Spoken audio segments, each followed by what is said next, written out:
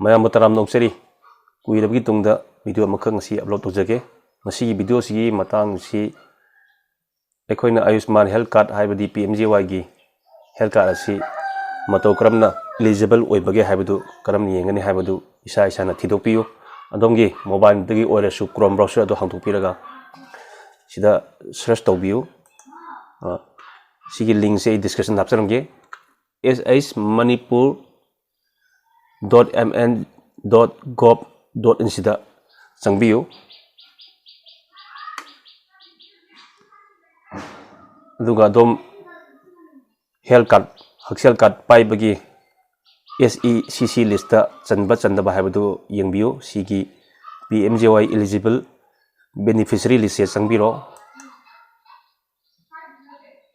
aduga sida magi kenoji yengbiro ko Imphal East ki Imphal West ki Chusampur gi Ukhrul gi Bisnupur gi Tamenglong gi Senapati Chandel ko Thobal Kakching Sipuli mayam se sida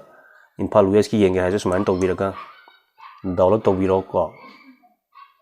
sumaina download tawbiyo aduga dum yengba yagani sida download tawrise ko sida hangtokpira yengbiro dum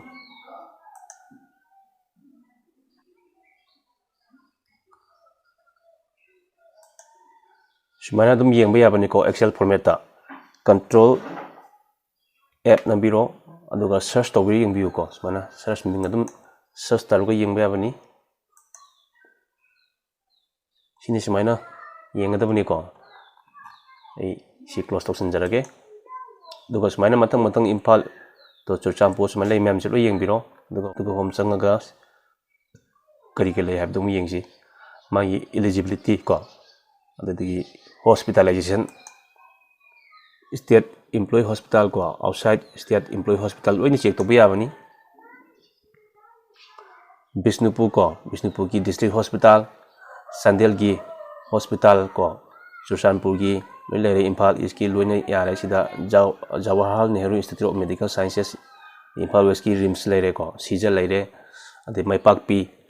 Maternity and Child Hospital lere ade Imphal Heart Institute ko Kakching ni lere Jiban Hospital sumaina matang kangpupi ko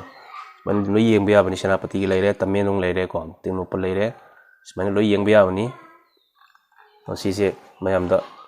kanagani haina share tawjarpani ngasi di video se matang se sunjarge. Thank you for watching.